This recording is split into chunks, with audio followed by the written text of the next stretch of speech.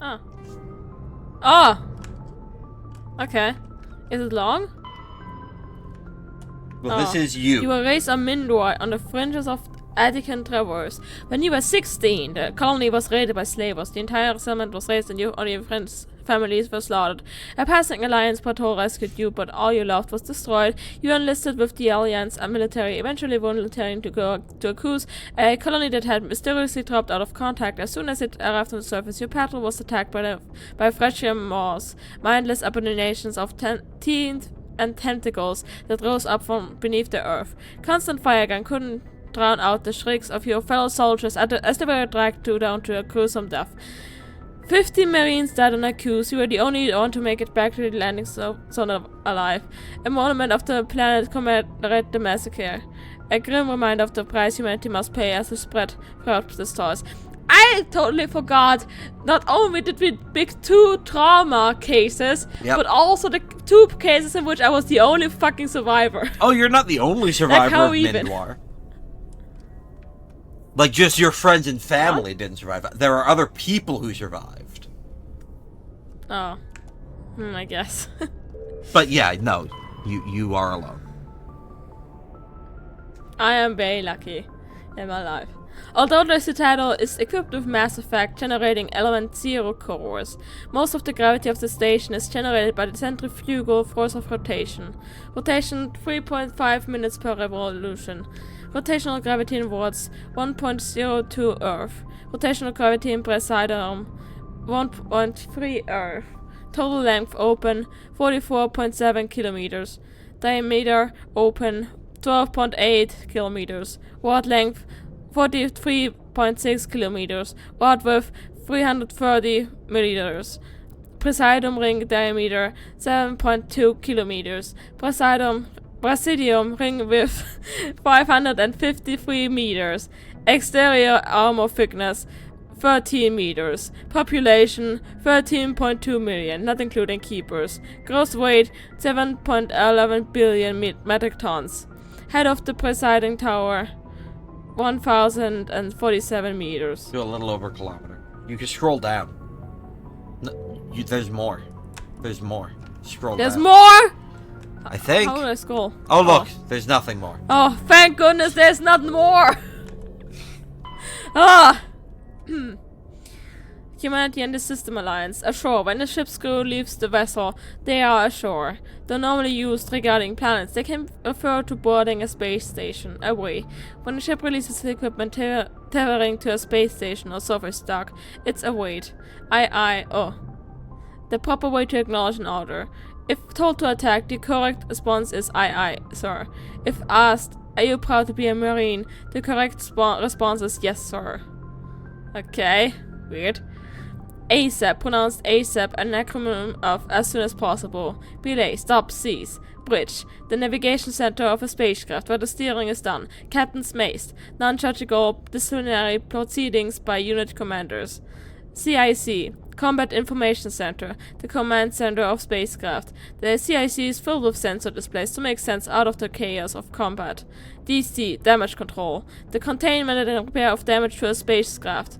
ECM, electronic countermeasures, used to avoid enemy sensors from passive emissions masking to active charming.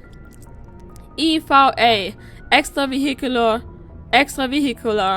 activity, time spent in a pressure suit outside of a spacecraft or station. Flank. The flank is the side of a military formation. Since the soldiers are facing elsewhere, the enemy can attack on the flank and often turn it or roll it up. FNG, freaking new guys. Okay! A derisive term for inexperienced personnel. Ground side, the surface of a planet. Helmsman, the crew member who pilots a spacecraft. LiDAR, light amplified detection and ranging. An active sensor that bounces lasers off an object to determine its bearing and its distance. LiDAR has sufficient resolution that the data can be reconstructed into an image. Shore party. Spacecraft's crew sent ashore to an official business. Silent running. An old submarine's term used aboard the Nomadi to denote when the stealth systems are active. SITREP, abbreviation of Situation Report, an evaluation of the current military situation. Spacer, someone who has spent most of their time life in space. XO, Executor's Officer, the second in command of an Alliance warship. The XO is responsible for administrative and personal matters. You pronounced some of that And stuff now give really me... weird. Give me a grade. How well did I read this? B. Just a B. B. That is significantly better than I expected. There's more. There's more. Go down. No, other go down. Oh! No! I don't wanna... No! No! I'm not reading that. You don't have to. You don't have to. You don't have to go to any of this information. You'll be able to enjoy the game. I loved the Codex. I read everything. Okay.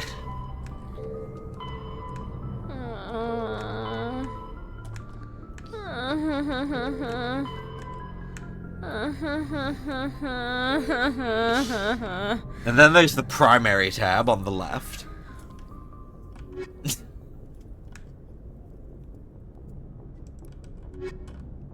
You're not even Let's never opening speak of this again. Let's never speak of this again. We are never speaking of this again. Does it help if it reads it to you in the primary tab? There's a narrator. Yeah? Yeah, then I can just lean back and enjoy it. How do I... Roughly 1,200 years ago, the Turians were invited to join the Citadel Council to fulfill the role of galactic peacekeepers. The Turians have the largest fleet in Citadel space, and they make up the single largest portion of the Council's military forces. As their territory and influence has spread, the Turians have come to rely on the Salarians for military intelligence and the Asari for diplomacy. Despite a somewhat colonial attitude towards the rest of the galaxy, the ruling hierarchy understands they would lose more than they would gain if the other two races were ever removed. Turians come from an autocratic society that values discipline and possesses a strong sense of personal and collective honor. There is lingering animosity between Turians and humans over the First Contact War of 2157, which is known as the Relay 314 incident to the Turians. Officially, however, the two species are allies, and they enjoy civil, if cool, diplomatic relations. They still didn't explain what the First Contact War fucking is. 50,000 years ago, the Protheans were the only spacefaring species in the galaxy. They vanished in a swift galactic extinction. Only the legacy of their empire remains. They are believed to have built the mass relays and the Citadel, which have allowed numerous species to explore and expand throughout the galaxy. Prothean ruins are found on worlds across the galaxy. While surprisingly intact for their age, functioning examples of Prothean paleotechnology are rare. Time and generations of looters have picked their dead cities and derelict stations clean. Some believe the Protheans meddled in the evolution of younger races. The Hanar homeworld of 𝗃𝗁𝗃𝗀, for example, shows clear evidence of former Prothean occupation. The presence of a former Prothean observation post on Mars has caused a rebirth of interventionary evolutionists among humans. These individuals believe the god myths of ancient civilizations are misremembered encounters with aliens. It's also a lot, like, I don't think we can read out of a lot all the time, but, like, all at once, I mean. But, like, we could do it spread out. Whatever you want. Like, 2 more. The Geth. Oh, sorry. The Geth are a humanoid race of networked AIs. They were created by the Quarians 300 years ago as tools of labor and war. When the Geth showed signs of self-evolution, the Quarians attempted to exterminate them. The Geth won the resulting war. This example has led to legal, systematic repression of artificial intelligences in galactic society. The Geth possess a unique distributed intelligence. An individual has rudimentary animal instincts, but as their numbers and proximity increase, the apparent intelligence of each individual improves. In groups, they can reason, analyze situations, and use tactics, as well as any organic race. Geth space is located at the trailing end of the Perseus Arm, beyond the lawless Terminus systems. The Perseus Veil, an obscuring dark nebula of opaque gas and dust, lies between their space and the Terminus systems. After the Geth secure a location, they round up and impale dead and living bodies on mechanical spikes. The spikes rapidly transform these victims into withered husks, extracting water and trace minerals, and replacing them with cybernetics. The cybernetics reanimate the lifeless flesh and tissue, transforming the bodies into mindless killing machines. Some Alliance soldiers refer to the husk-generating spikes as dragon's teeth, a reference to the mythological berserkers who sprang up from the earth wherever the teeth of the dragon Eris were planted. Dragon's teeth and husks bear little resemblance to other pieces of Geth technology. No one is sure why a synthetic race would bother to drain the minuscule amount of recoverable resources from organic corpses, though the value of reusing them as shock troops is obvious. Huh. I will say, I believe the First Contact War is explained under Humanity and the Systems Alliance, but I'm not certain. Okay, but let's listen to the rest later. Okay. But also, maybe we should Want to do some listen Codex to some of the listening? Codex. Sure. Yeah. There are more You council already see races. No, the blinky blue ones you haven't seen everything in. Okay. But before that, should I say some more? You want to read? There's a lot you Citadel and missed. Galactic government. Are you gonna read any of that? Oh, I undo them when I... Yeah. I just wanted to see how much... I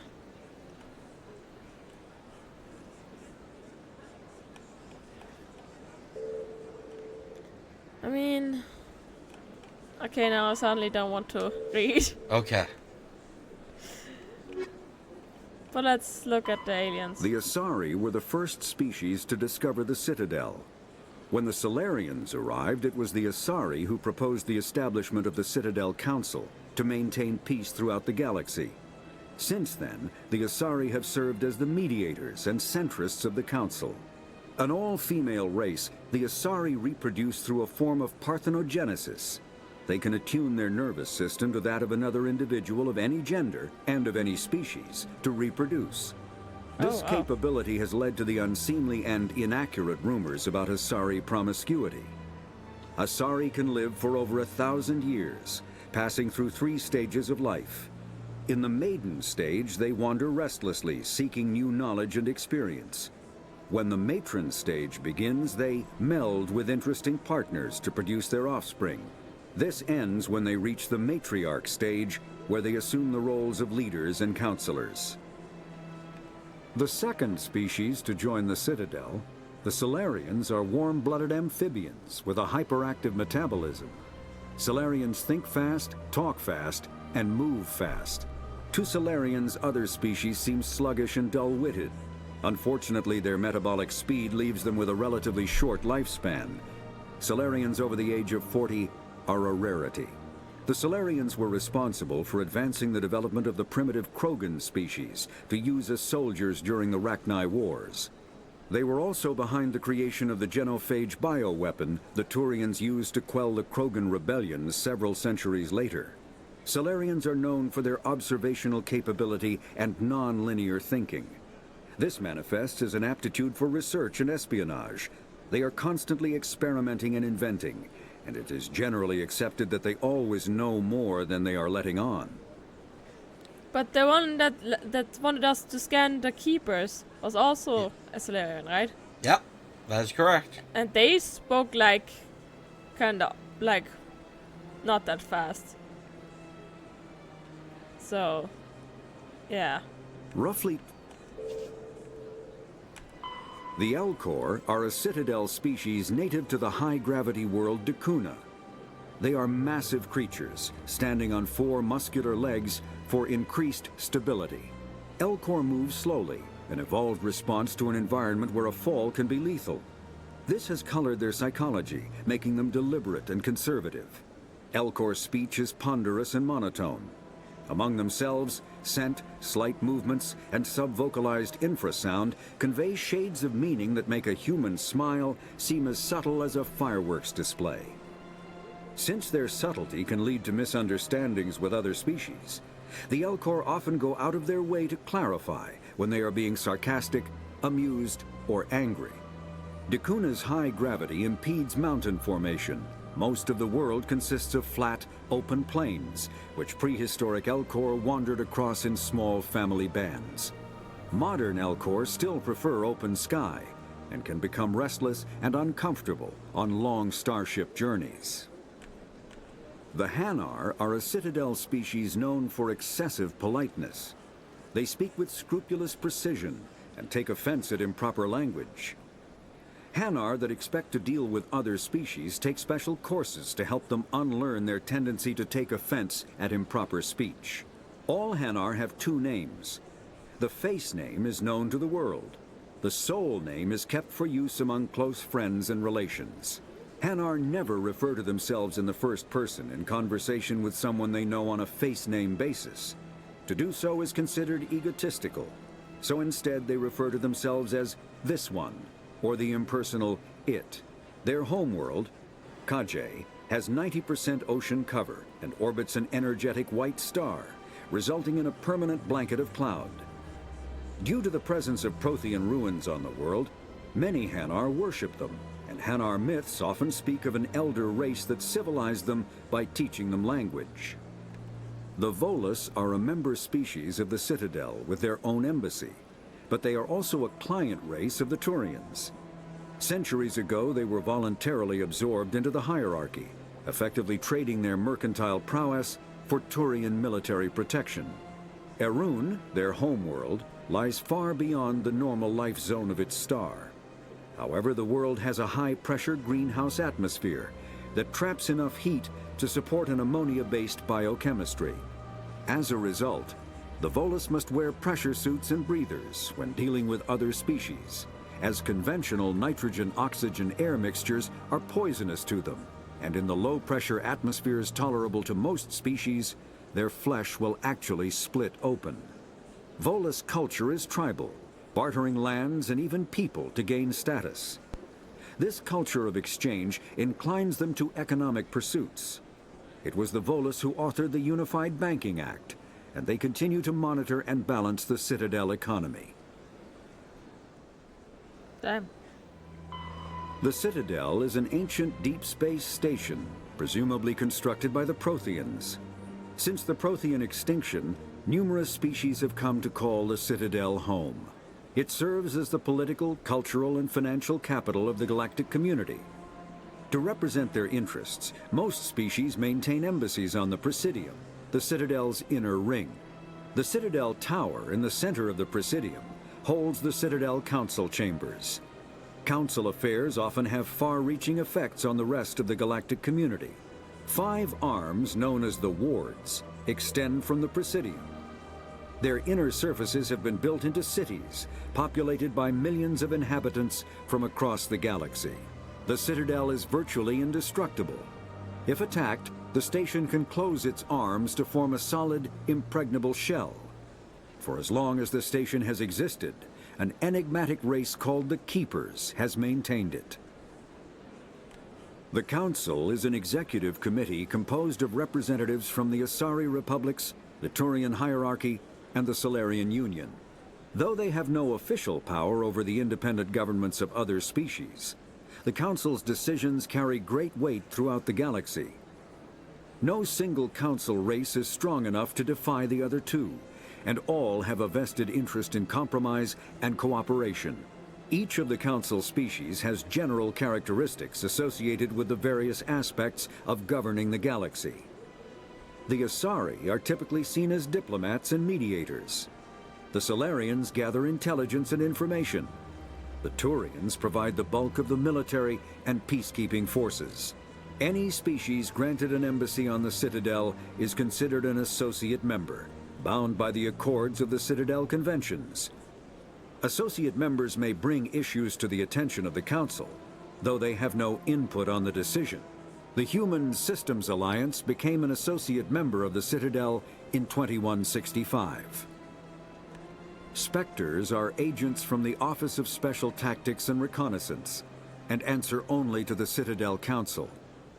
They are elite military operatives, granted the authority to deal with threats to peace and stability in whatever way they deem necessary. They operate independently or in groups of 2 or 3. Some are empathetic peacekeepers, resolving disputes through diplomacy. Others are cold-blooded assassins, ruthlessly dispatching problem individuals. All get the job done one way or another, often operating outside the bounds of galactic law. The Spectres were founded after the Salarians joined the Council. For many years they operated in secrecy as backroom problem solvers. Only after the Krogan rebellions did their activities become publicized. Assignment of a Spectre is less contentious than a military deployment, but makes it clear that the Council is concerned about a situation. Alright. I don't... Done with that for now? I know. Okay. Yeah. Wait, this is not a cutscene, this is just XP for some reason? Well, it added a journal entry, not a journal entry, a thing. Yep. The Codex, yeah. But like, from like the secondary, right? I think, yeah. Yeah, the Serpent Nebula, Yeah. right there. The Elcor are the Krogan evolved in a hostile and vicious environment. Until the invention of gunpowder weapons, eaten by predators was still the #1 cause of Krogan fatalities. Afterwards, it was death by gunshot. When the Salarians discovered them, the Krogan were a brutal, primitive species, struggling to survive a self-inflicted nuclear winter. The Salarians culturally uplifted them, teaching them to use and build modern technology, so they could serve as soldiers in the Rachni War. Liberated from the harsh conditions of their homeworld, the quick-breeding Krogan experienced an unprecedented population explosion. They began to colonize nearby worlds. Even though these worlds were already inhabited, the Krogan rebellions lasted nearly a century, only ending when the Turians unleashed the Genophage, a Salarian-developed bioweapon that crushed all Krogan resistance.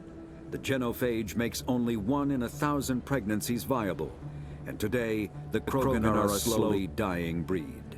Understandably, the Krogan harbor a grudge against all other species, especially the Turians. Holy freaking Yeah. shit. Yep. Driven from their home system by the Geth nearly 3 centuries ago, most Quarians now live aboard the Migrant Fleet, a flotilla of 50,000 vessels ranging in size from passenger shuttles to mobile space stations. Home to 17 million Quarians, the flotilla understandably has scarce resources. Because of this, each Quarian must go on a rite of passage known as the Pilgrimage when they come of age. They leave the fleet and only return once they have found something of value they can bring back to their people. Other species tend to look down on the Quarians for creating the Geth and for the negative impact their fleet has when it enters a system.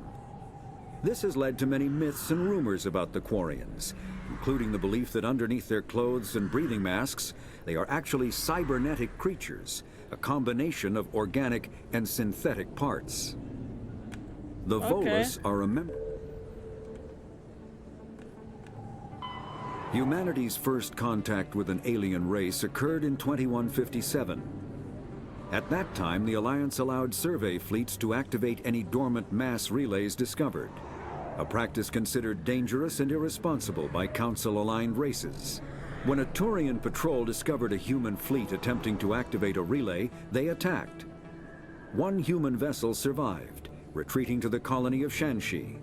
The Turians followed, quickly defeating the local forces. Shanxi was occupied, the first and to date only human world to be conquered by an alien species. The Turians believed the handful of ships they defeated represented the bulk of human defenses, so they were unprepared when the Second Fleet, under Admiral Castanet Drescher, launched a strong counteroffensive, evicting them from Shanxi. The Turians mobilized for full-scale war, drawing the attention of the rest of the galaxy. The Council quickly intervened, forcing a truce. Fortunately for humanity, the First Contact War was ended with a diplomatic solution.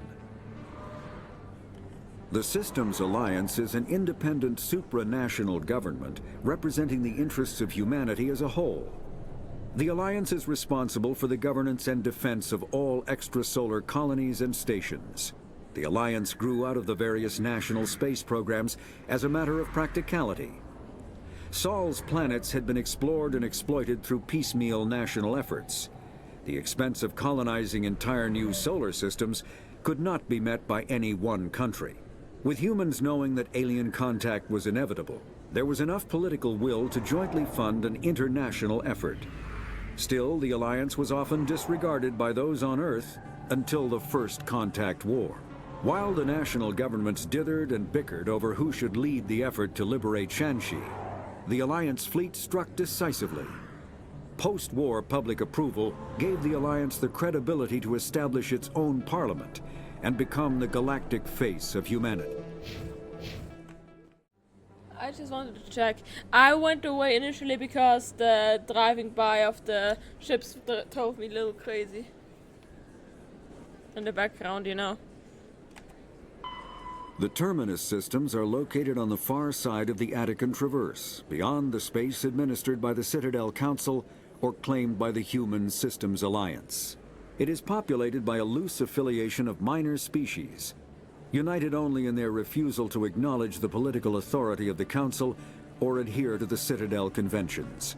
Their independence comes at a price. The Terminus is fraught with conflict. War among the various species is common, as governments and dictators constantly rise and fall. The region is a haven for illegal activities, particularly piracy and the slave trade. At least once a year, a fleet from the Terminus invades the nearby Attican Traverse. These attacks are typically small raids against poorly defended colonies.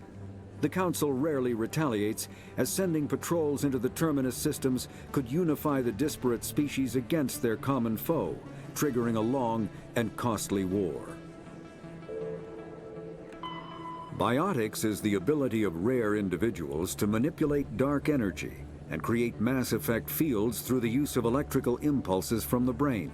Intense training and surgically implanted amplifiers are necessary for a biotic to produce mass effect fields powerful enough for practical use. The relative strength of biotic abilities varies greatly among species and with each individual. There are three branches of biotics. Telekinesis uses mass-lowering fields to levitate or impel objects. Mass-raising kinetic fields are used to block or pin objects. Spatial distortion uses rapidly shifting mass fields to shred objects. Most organic species are capable of developing biotic abilities, though there are risks involved. Biotics are the result of an in utero exposure to element 0. This usually causes fatal cancers in the victim, but in rare cases, it coalesces into nodules within the fetus's developing nervous system. Damn. An artificial intelligence is a self-aware computing system capable of learning and independent decision-making. Creation of a conscious AI requires adaptive code, a slow, expensive education, and a specialized quantum computer called a blue box. An AI cannot be transmitted across a communication channel or computer network. Without its blue box, an AI is no more than data files. Loading these files into a new blue box will create a new personality, as variations in the quantum hardware and runtime results create unpredictable variations. So they're actually the Geth people? serve as a cautionary tale against the dangers of rogue AI. And in Citadel space, they are technically illegal. Advocacy groups argue, however, that an AI is a living, conscious entity, deserving the same rights as organics. They argue that continued use of the term artificial is institutionalized racism on the part of organic life.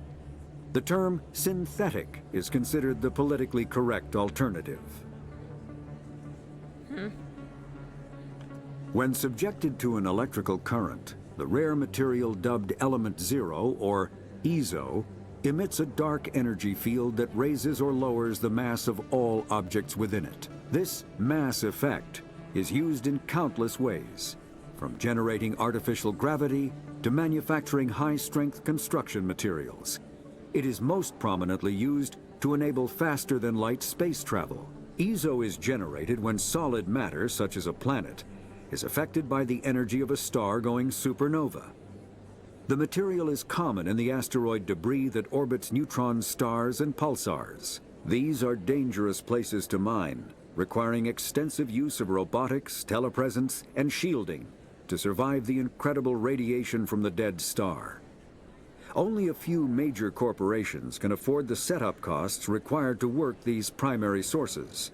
Humanity discovered refined Element Zero at the Prothean research station on Mars, allowing them to create mass effect fields and develop FTL travel. Element Zero can increase or decrease the mass of a volume of space-time when subjected to an electrical current. With a positive current, mass is increased. With a negative current, mass is decreased. The stronger the current, the greater the magnitude of the dark energy mass effect. In space, low-mass fields allow FTL travel and inexpensive surface-to-orbit transit. High-mass fields create artificial gravity and push space debris away from vessels. In manufacturing, low-mass fields permit the creation of evenly blended alloys, while high-mass compaction creates dense, sturdy construction materials. The military makes extensive use of mobility-enhancing technologies, with Mass Effect utilizing fighting vehicles standard frontline issue in most military forces. Mass Effect fields are also essential in the creation of kinetic barriers or shields to protect against enemy fire. Omni-Tools are handheld devices that combine a computer microframe, sensor analysis pack, and manufacturing fabricator. Versatile and reliable, an Omni-Tool can be used to analyze and adjust the functionality of most standard equipment, including weapons and armor, from a distance. The fabrication module can rapidly assemble small three-dimensional objects from common reusable industrial plastics, ceramics, and light alloys.